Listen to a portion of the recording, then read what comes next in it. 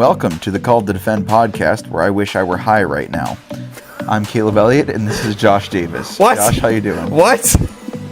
Don't what me like you haven't been reading mountain puns. Terrible, awful mountain puns. I didn't make them. Make no sense. I didn't make for the them. past, 15 minutes. Less.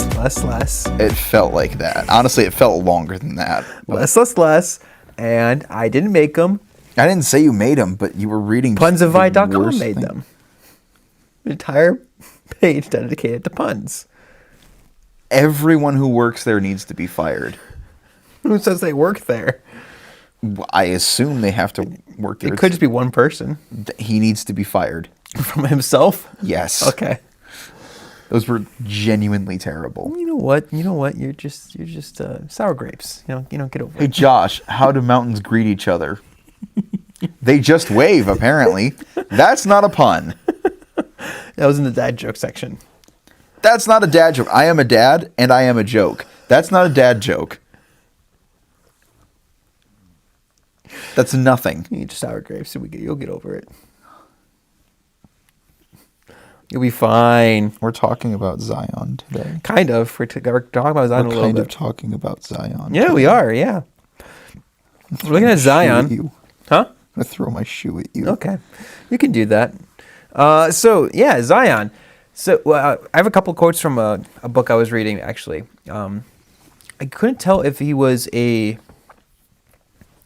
was a scholar, but I couldn't tell if he was an Old Testament scholar, in regards to, as in Christian Old Testament scholar, or if he was Jewish, because he didn't really talk about New Testament. Not that he really need to, because he's talking about Zion and Sinai. But there's times with his language he would reference New Testament. While sometimes he wasn't. So I couldn't really tell where he stood. Doesn't really matter. It was still a good work. Maybe he's a Messianic Jew. Maybe. It was still a good book, where it's by John Levinson. And so he talks about, he gives these two big sections regarding Sinai and Zion.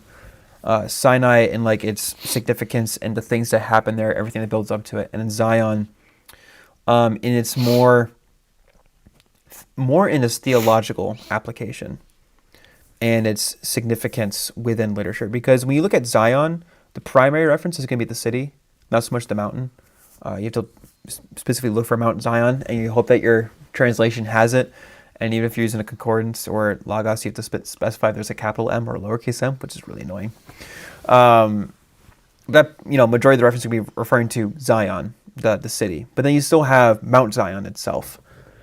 And so one of the things he said in his section on Zion was, the traditions of Yahweh's theophany, his earth-shattering apparition to man, even to some extent, his revelation of law, have been transferred from Sinai to Zion. Sinai has not so much been forgotten, but absorbed. And he expands on that more, what that kind of means in his mind. That is not merely just this idea of replacing, and there's other stuff, there's a little more stuff that goes into it. But his point was that you do see where they take Zion and treat it like it was Sinai.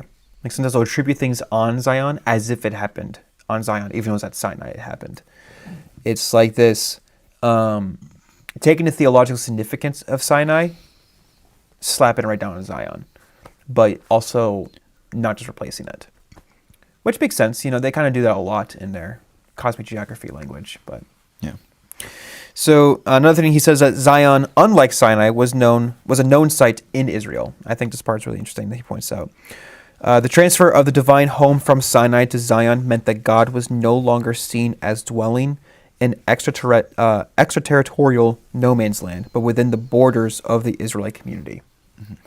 The idea is before, Sinai was not really a place claimed within the idea of that cosmic geography. You have Yahweh claims it in a sense with the burning bush and then with the commandments and all that stuff, but it wasn't their land. It was still in the wilderness, so it was in that testing zone. Right. But now Zion is associated as the Sinai within the borders of God's community people, within the borders of the promised land. So it's almost like the official dwelling place of God, because it's with his people, and it plays into that idea of that official cosmic geography, of which we talked before about cosmic geography in the essence of the mountain has its connection to the idea that you go up there to convene with the gods. Aspect that I completely forgot about, and I wish I didn't, and Psalm 48 plays heavily into this, is that it's not even just the idea of you going up there to meet with the gods. The idea plays much, much deeper into how it's depending on your religion that you subscribed to, that you were under commitment to, determined your view of how the world kind of revolved around that. And we'll get there a little bit with Psalm 48 and another quote from Levinson, but it plays not just into the idea of it is a place to go meet with the gods. It is almost like the entirety of the world is wrapped around that spot, which we see with Eden. And so it's going to be really interesting to kind of just see how the psalmists kind of play into this language. We won't spend a ton of time with it because it's again, most of the references are about Zion, the city, so I didn't really want to get into all of Zion. But you do get some references to the mountain. And just kind of seeing what they do with it briefly and how they handle it, because the prophets play into it some more as well as some other mountains, so we don't need to dwell on it too much. But yeah, that's where we're going to be heading. It's going to be fun.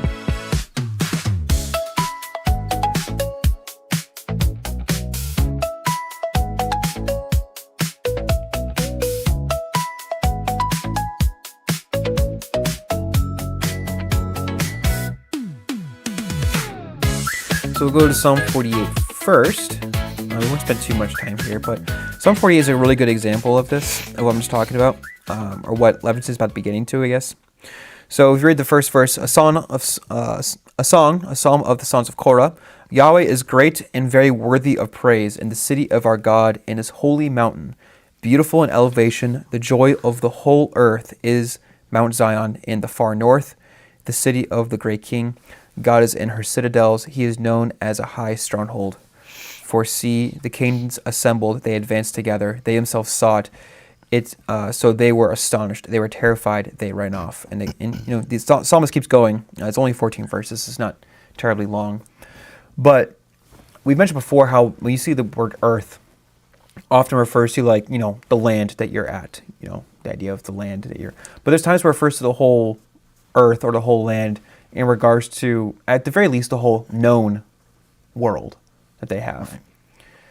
Which is then shown here because you have the fact that there are multiple kings that see it, and there's this trembling about it. And so the psalmist is referring to Zion here, which is the land of the community of God's people, as like the fulcrum, or like the center, the pinnacle point, where everything revolves around it. Mm-hmm. And so, this is another thing where Levin says is the cosmic mountain is kind of a fulcrum of the universe. It is on the line to which all the regions of the universe are referred, and it is somehow available to each of them. The base of the mountain lies in the chaotic underworld, and its head reaches into the heavens. On it, messages can be passed from heaven to earth and vice versa. Which, when I read that, we talked about that with Eden a little bit, with the idea of the rivers. But I kind of then latched onto Eden as being like it in that way. Yeah. But in that theological idea that when, at least for the Hebrew mind, and it might be true for the other religions as well, that mountain that is subscribed to that God as like the primary mountain is the place that the world revolves around. And it is the center of life, which is just really interesting. Yeah, and it's interesting the language used there, right? It said reaches from heaven, and then its base is in the underworld. Perhaps it's just because I'm reading the apostolic epistles right now. But that was a very Christological image to me. Yeah. Because, it talks about Christ descending into the underworld and preaching the gospel to the spirits contained therein. And then obviously that brings them up to heaven, those who choose to accept it, who chose to accept it at the time. Then obviously we are presented with the same opportunity. It's just interesting that specific language there chosen kind of reminded me of, I believe it's 1 Peter. Well, it reminds me, we're going to get here. I've mentioned it so many times, and it seems to be growing in scholarly thought, and I don't need them to affirm my positions to make me, but it's kind of nice when you have people who are saying something similar. But the thought behind Caesarea Philippi, with Jesus saying establishing the rock, where it's almost like double entendre-ish, because he plays into the language of Peter being, the Petros, and then you have the Petros. He says, "Your name is Petros. And on this Petros." But they're at Caesarea Philippi. So on one hand, it's like saying, well, if you take the language of the entire New Testament, where Jesus is the foundation, but he's also the cornerstone, which then means if he's the cornerstone, then the apostles are the stones that kind of build off that, that then build up the church. So it's almost like saying you're like Petros, and he's placing those rocks down. But those rocks, that construction, that temple, that spiritual temple, is being built on Caesarea Philippi, which was connected to Bashan and Mount Hermon, which I have more notes from when we get there eventually in Caesarea Philippi. But in short, the idea of in that region, there's a lot of Jewish thought and other thoughts. But one of the thoughts was that for Bashan, was that it was connected as the mountain that led to the underworld. That there were entryways into there. That for the pagans, that was one of their mountains.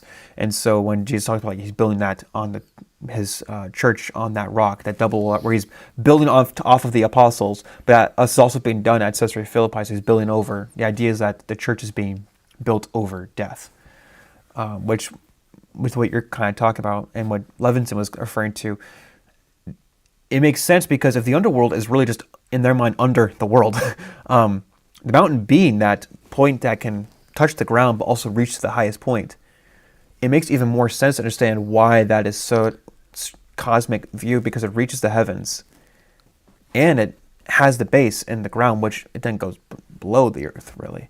Yeah. It's interesting then when we think about it that theologically it becomes like the center of the world. So it might not, it's not literally the center, but for them it is like what the world should be revolving around. And for us as Christians and for them as Jews, if it's Yahweh's mountain and he's claiming that this is the place I dwell, or this is the city that I dwell, this is the tabernacle that I dwell in, then this is the center of order, it's the center of life. It's effectively claiming it as the new Garden of Eden mountain, even though it's not quite the Eden ideal in its fullest capacity. Right.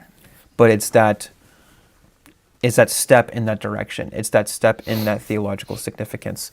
And the psalmist playing into that, I think it's just kind of interesting to think about that very idea that this is the center of the world for them. This is God's mountain, and it's transferred from Sinai to Zion in this way. Yeah.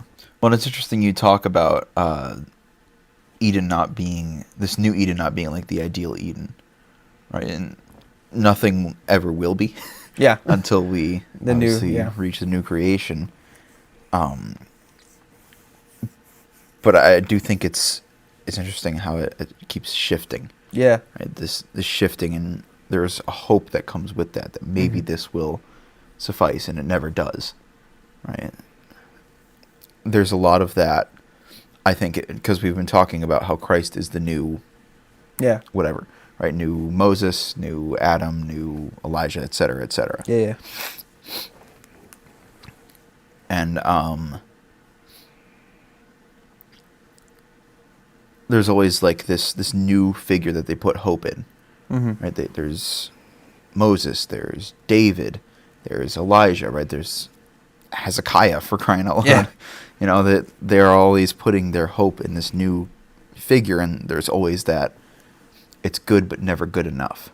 Yeah. They're what we hope to be like, but there's some kind of flaw there. Mm-hmm. Similarly, there's this Eden, right? There's this new Eden that's good, but not good enough. Right? Mm-hmm. It doesn't have the fullness of the presence of God like the original garden did. And so it's interesting to see it paralleled, and I would be curious to see if the mountains kind of line up in that case with the new figure each time, right? Like Moses and Sinai. Yeah. David and Zion. David and Solomon, because you have the rotation. To your point, I referenced David. I said it kind of plays into priest language a little bit, of which it seemed to. It fits the topic, but there was a little derailment to go fully there. But you definitely have that with David and Solomon as he has that high point, and he's within Zion, but then also he fails within Zion. And, right. But yeah, no, I definitely would say you can see that with each figure. There's usually a figure that is established on those mountains. Right, and then there's the hope, but even on the mountain you can see it's not good enough. You can see where it's going. Yeah. Right, and obviously there isn't one good enough until Christ. Right, yeah. And then Christ, obviously, he does not fail, but he does suffer and he experiences death. Yeah. In which case, now we are awaiting the return of him in his glorified state, at which point Eden in its glorified state will be created. Yeah.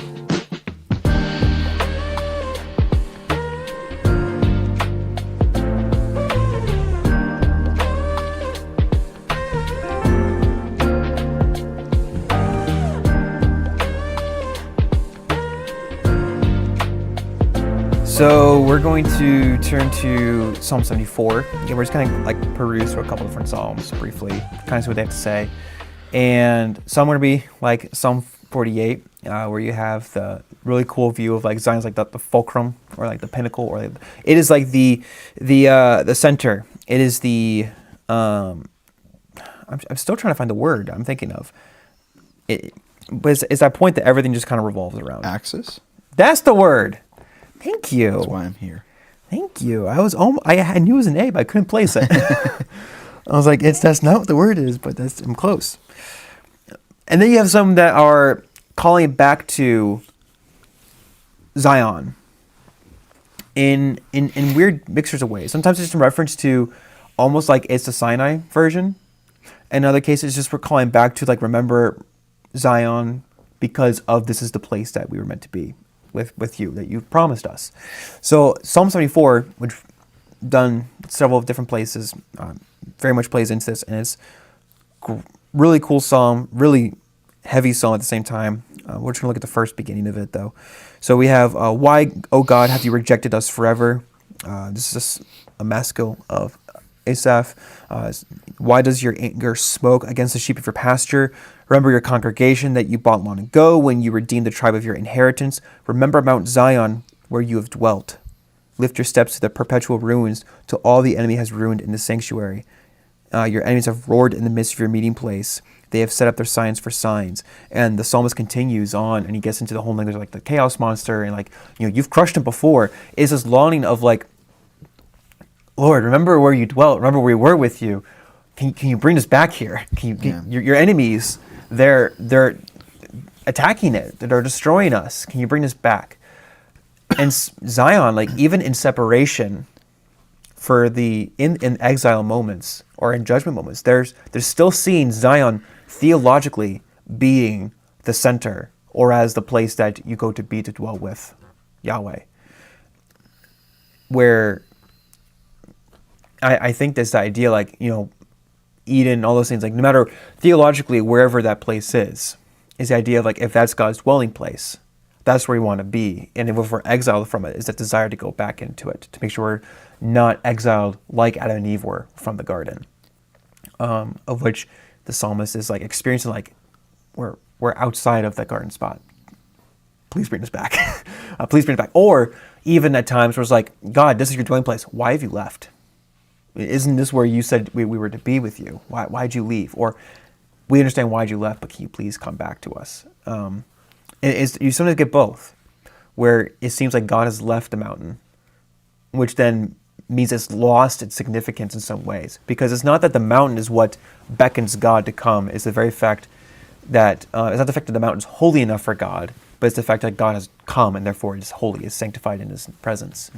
And if he's not there, then the cosmic significance is gone, because it may be able to reach the heavens, may be able to have its entry to the depths, but if God is not meeting you there, or if he's not meeting you there, he's just not there at all, then that mountain is effectively nothing now. It's now just another mountain that could reach the gods, but the gods won't come to you. Which, being that, is also tied to Zion. If God's not present on the mountain, He's not present in the city. Or if you're not present, if you're not near the mountain, you're not near the city. Right. It could go either way. Either you're removed from it, or you've been removed, or you have left. Those are possibles. Or God has appeared to be silent, or appeared to have taken a step back from it, which is interesting when we think about like the whole like how you understand like omnipresence and all that kind of stuff for all those things. But like omnipresence isn't being everywhere at once; it's the ability to be everywhere at once. Right. I'm saying that because of some people who visualize it that way. Sure. Right, and that's especially seen in our theology of hell. Yeah. Right. Hell is the one place where God isn't. Right, is how I've phrased it before, because the Spirit moves all throughout the world. Yeah, and obviously God the Father oversees the world. The Son is literally incarnate in the world. So He's not right, and He's also over the world now. Yeah, with the Father. But no person of God is in hell, because the entire point of hell is it is without God. Yeah. Right. God could choose to be in hell, but He chooses not to be. Mm-hmm. Right. So omnipresence, as we're kind of agreeing on here, is not the actual being everywhere. Otherwise, God would be in hell, and hell would cease to exist effectively. Yeah. But it's the ability to be everywhere. Yeah.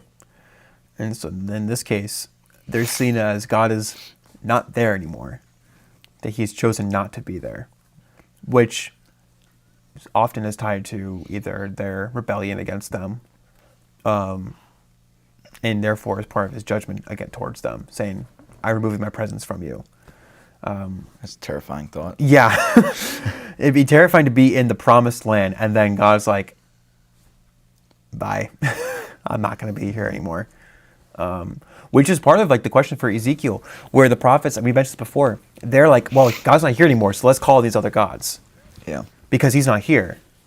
He doesn't, and they almost like kind of play like, if He's not here, then what's He going to care?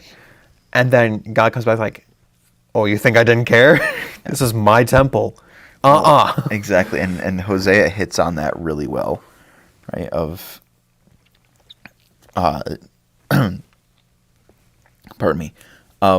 And Hosea hits on that really well, where Gomer leaves Hosea and is unfaithful to him. Yeah. That still mattered, right? Yeah. That's her just leaving is one thing. Her being unfaithful and having children with other men is an entirely different problem, right? To the point where Hosea takes her, buys her back at a much cheaper price this time, and that is significant. But I won't go down my Hosea rabbit trail tonight. And then states, your whoring yourself out is over. We're done with that. Yeah. You are going to live as my wife. And obviously this is paralleling God and Israel. Yeah. Yeah. So, like you're saying, God leaves and they think, oh, we're free to do whatever, right? We're free to be unfaithful. And then God comes back and says, no, we're done with that. He's like, we're not doing this game, actually. Yeah. I'm going to judge you because you know better. Because even if he left before because of their sin, which means his lacking of presence is as a form of judgment, which is terrifying.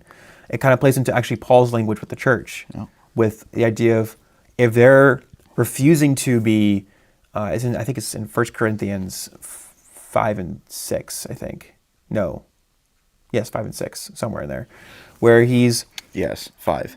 Where he's talking to them, saying that if this person is like engaging in the sin, and basically they're unrepentant, is kind of the language he's pointing towards, that they're to be removed from the church, which means they're removed from the presence. Right, and that's exactly what Christ says as well in Matthew 18. Yeah, exactly. And so that presence is gone. It's the same. It's a similar kind of language there, where that separation is like a form of judgment, but also a form of a way to kind of restore them back. Mm-hmm. Should that be done in the way that is right? Because often people do not realize the depth and severity of their sin until they are faced with the consequences of it. Right. At which point we usually have the fall on the knees and beg forgiveness point. Right. And in this case, you have this psalmist who's saying, remember Zion, where you dwelt, which seems to be like the language of like, you've left. Yeah. But also, so many times, like, if God is left and they are removed from, so both are absent from Zion in many cases. And it's like, you dwelt here, we dwelt with you. And it's that question we get to that later idea of the chaos monster, which we talked about so many times before. The idea of, you've crushed a dragon before. You've creation at Egypt. You've done it before. Why aren't you doing it now? And they're just begging and asking for justice to be done, saying, we know justice needs to be done. Sometimes justice needs to be done against us. Can it be done so we can be with you again? Can we have your presence? Yeah.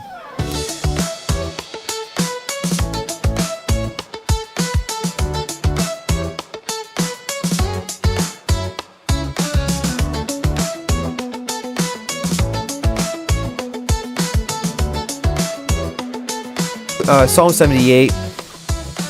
Let's see here. Let's start at verse 60. For those wondering why I'm not keeping along with the Septuagint, it's because referencing the Septuagint for the Psalms is a nightmare. Yeah, he struggled with that last time. That was a fun time. Both times were fun. We'll start at verse 60.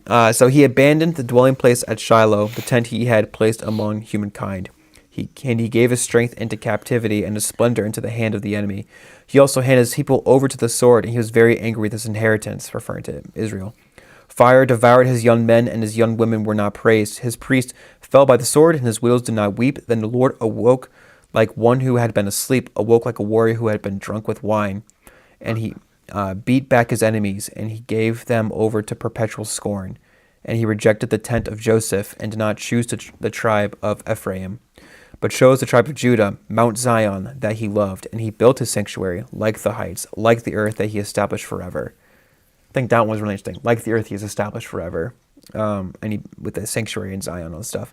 He chose David, his servant, and took him from the sheepfold. He brought him from following nursing ewes to shepherd Jacob, his people, and Israel, his inheritance. And he shepherded them according to the integrity of his heart, and led them by the skillfulness at his hands. Really interesting psalm, and it's only that's the ending. That's 60 to 72, which means there's another 59 verses prior to it. It's a long psalm. It's a cool psalm. It's a long psalm. Yeah. But yeah, it's interesting, where you have the idea of he's given them up to judgment. He's like left them. He's also like let them go, and then he's like suddenly he comes back. Yeah. The idea of like he came back like a person who's awake, or like someone who like was just previously like drunk. Like the idea like he was been absent, but then suddenly he's there. Right. Like he just reappears back in their lives in a sense, and then he's like establishes Judah and Zion, like all these things. Whereas as if it was like the foundations of the earth. Yeah. All of it being what he's going to be working through, which is just a really cool mixture of talking about his justice and the reason to praise him, and all these things mixed together in these last 12 verses. Yes, 13 or 12. I have to count in my head, but it's just really interesting. I think when it kind of refers to Zion in this idea of, yes, we're talking about the promised land going back there. Mm-hmm. But also, like, you have the other language that just keeps pointing to this is the place. Not just because it's promised, but it's the place. It is God's dwelling place. It is the place that he's established things. It's where he's established order. And he's bringing us back to the established order, which is reflecting, as we mentioned before, theologically, as if we're going back to Eden. Right. In a relational sense. Which, I don't know, I just think it's just cool. I don't know if you have thoughts on Psalm 78? Yeah, Psalm 78. Not in particular. Yeah. And then you're just dealing with this shepherd language, which is it's just always kind of cool. You see the shepherd language, and Jesus plays into shepherd language again later. And right. Well, it's also interesting to see the shepherd and the warrior kind of juxtaposed again. Yeah. That's a good idea. That's a good point. Obviously, I believe it's being written by David. Psalm 78. So let me confirm. Maybe Gotta not. scroll. Asaph. Oh, really? No kidding. Yeah, Asaph. It honestly sounded a little bit Davidic, but so then even more so, it's interesting that it plays into that, right? Because David would make sense, right? He goes shepherd to warrior. Yeah. But it's not written by him, so it's interesting that even. Well, yeah, because I know I didn't think about this. He says, and he chose David, his servant. Like it. Right. Yeah. Or treats David as a That's why figure. I kind of thought, Yeah. must be Davidic, but no. He's referring to David. Yeah, and took him from the sheepfold. So yeah, it's referring to what he's done with David. It's like telling the story of Israel. Yeah. In these last few little verses. That and even the judgment to come, right? Because he mentions how God did not choose Ephraim, but Judah. Well, if I had a nickel for every time I reference Hosea, right? Hosea's whole thing is judgment upon Ephraim, right? Ephraim and Israel, and saying, Judah, don't get on your high horse. It's coming for you too, but later.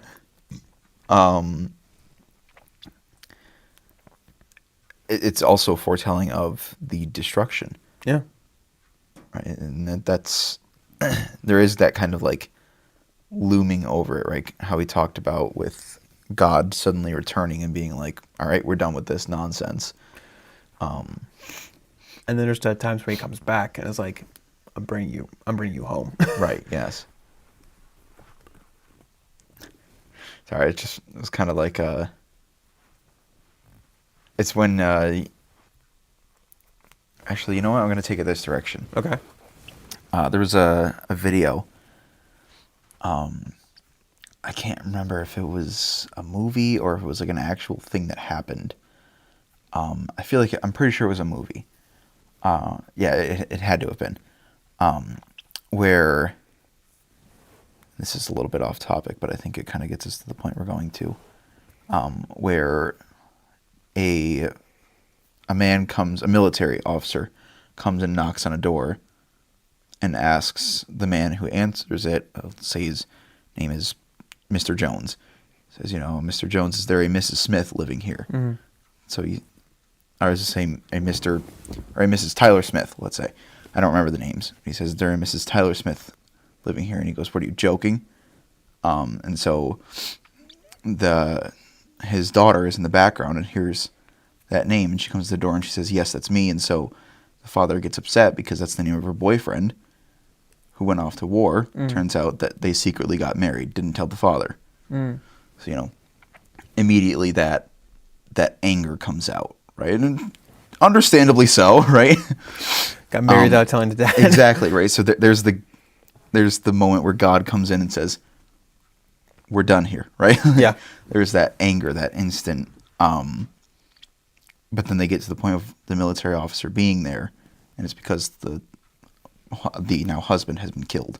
And so she obviously just freaks out, starts sobbing, and instantly the father just hugs her. Right? That anger just dissipates instantly, and it's this really beautiful image of the difference between being a father and a dad.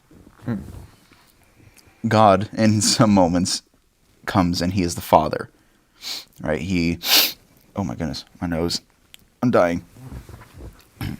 So there's a difference between God being a father and a dad, right? And there is a distinction there. It's obviously you cannot be one without the other, right? But the father generally is seen more as the discipline, right? The one who comes and says, knock it off, right? Whereas the dad is the one who comes and, all right, let's go home. Right? So I realize it was a kind of a weird story to get us there, but there is that the multiple facets to God and how he returns, as you're talking about, where it's the two different kinds of God reappearing. Right. Yeah. Sometimes it's in judgment and anger, deservedly so, and sometimes it's All right, let's just go home. Yeah.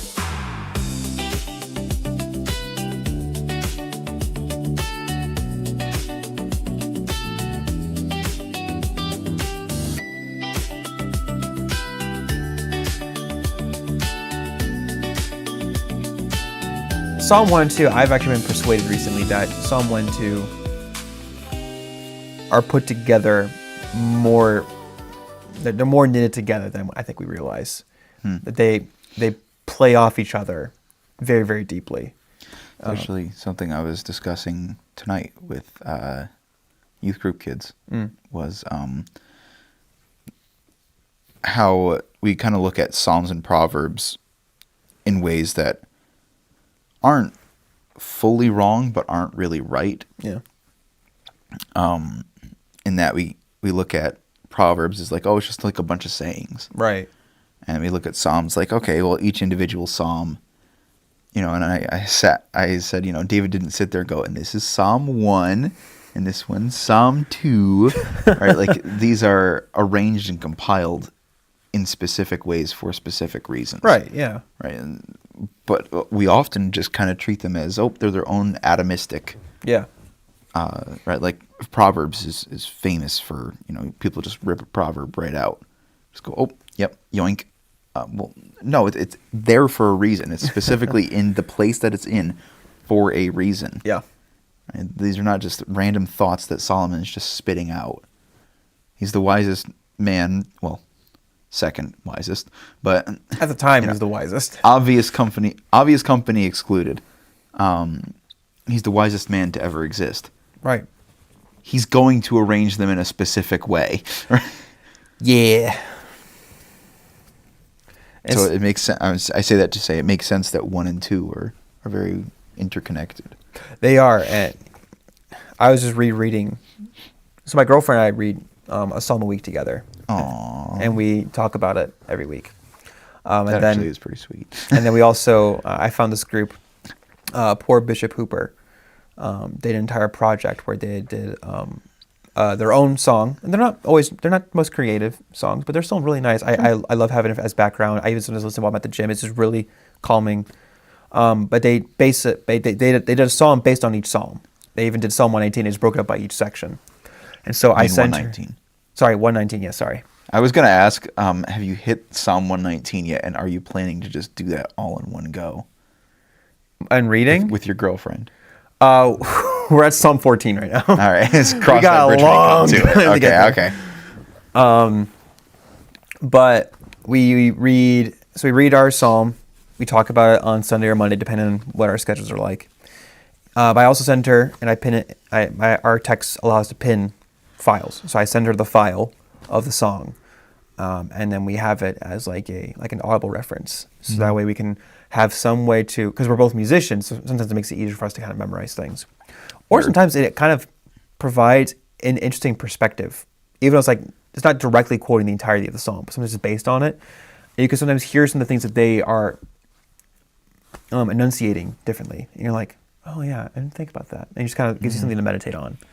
So, all to say is that I went back to Psalm 1 and 2, and this morning I was in Psalm 1, and then I started looking at Psalm 2, and there's a lot of very interesting parallels. So it's going to be really hard not to talk about, in my head, about the two of them together. I'm going to try my best not to tie them together right now, just for brevity. But I will say that Psalm 2 is one of the most referenced Psalms in the New Testament, and tying it to Christ. Mm-hmm. So it's very important for the New Testament authors. So we'll see that a little bit, but I'll do my best just to focus on Psalm 2 itself, because I know I can go to places. And Psalm 2 is not that long, so I think I can just read this one quickly through. Why do the nations rage and the peoples plot in vain? The kings of the earth take their stand, and the rulers conspire together against the Lord and his anointed one. Let's tear off their chains and throw the ropes off of us. The one enthroned in heaven laughs. The Lord ridicules them. Then he speaks to them in his anger and terrifies them in his wrath. I have installed my king on Zion, my holy mountain. I will declare the Lord's decree, he said to me. You are my son. Today I have become your father. Ask of me, and I will make the nations your inheritance, and the ends of the earth your possession.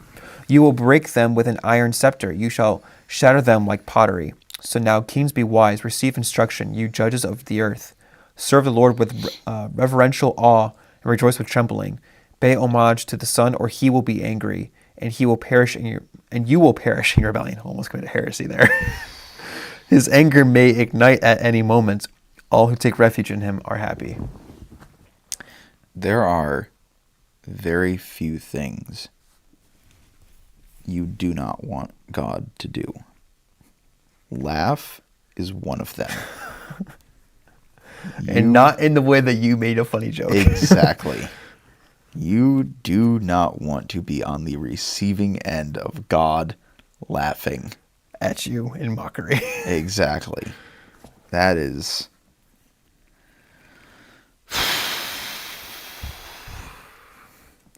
Is that they're raging against him too, against him and his anointed. Which is interesting, because on one hand, at the time, the anointed one would be like whoever's king at the time. So on one hand, you have that as David. Even though David kind of treats it like it is him, but not him. Right. Which has always just been really interesting.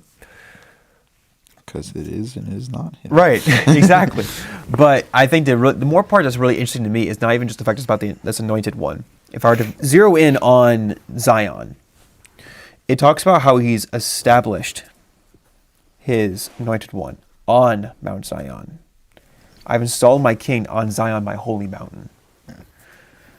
Which, if we're thinking about the holy mountain as like this is the significant spot, I mean, David wasn't chosen on Zion, but the idea of him being established, or in the Christological essence, him being established on the mountain, means that if we take all the mountain theology that I talked about so far, that he's been chosen at like the center point, that he's been basically called up or placed at, and he's been anointed, he's been established, as the language is being used here, which means he's in the presence of God that this is being done, of which is also when the prophets are established. So a king is being established also in a prophetic way, but also is parallel to the priest's way, which means is also like almost like a priestly connection. You have like this trifecta all mixed up, of which even the New Testament refers to David as a prophet. Right. And they have him referred to as a priest. And he's treated like a priest in some cases. Yeah. Very bad priest, but he's treated like one at times. And then he's treated as the king because, well, Duh. duh. But all the way back here, and then the New Testament authors take the psalm so many times and are like, Jesus, Jesus, Jesus, Jesus, Jesus. He's the one who's been established on Zion. Right. And he's the one that's truly the king, the priest, the prophet in God's presence that has ascended the mountain and has been established. I'm going to kick this phone over eventually.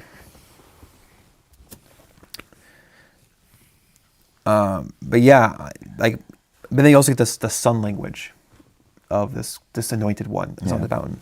I will declare the Lord's decree. He said to me, "You are my son. Today I've become your father." And, my brain just shut down. That's okay. I've been there for this whole recording. I'm not going to go there, I guess. I don't want to backtrack my brain. But it's interesting then you have this, that the ending statement is like, because of the anointed one that's been established. Now you other kings, wisen up, receive instruction. You judges of the earth, serve the Lord with reverential awe and rejoice with trembling. He's like, all the other kings out there, knock it off.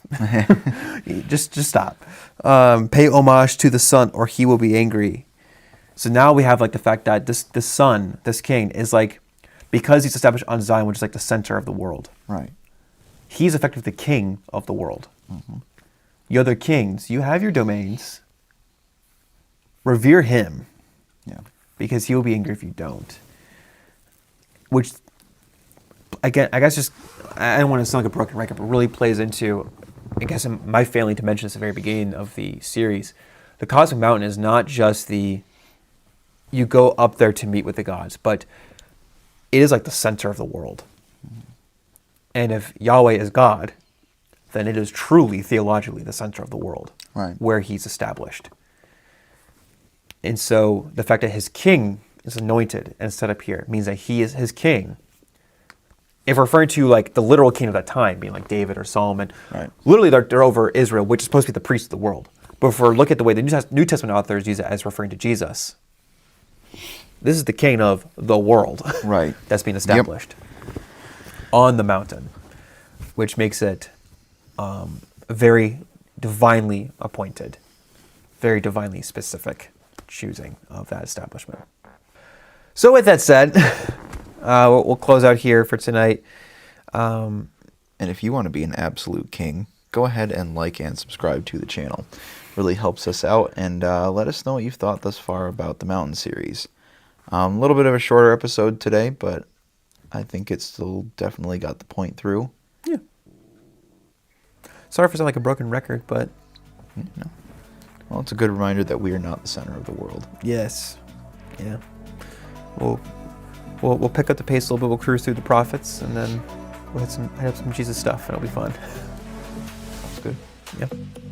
New Testament is a lot shorter. I'll say that. Once you get past Jesus, there's barely any mentions of mountains anymore. Yeah. But yeah. But with all that said, thanks for tuning in, guys. We'll, Lord willing, see you guys next week.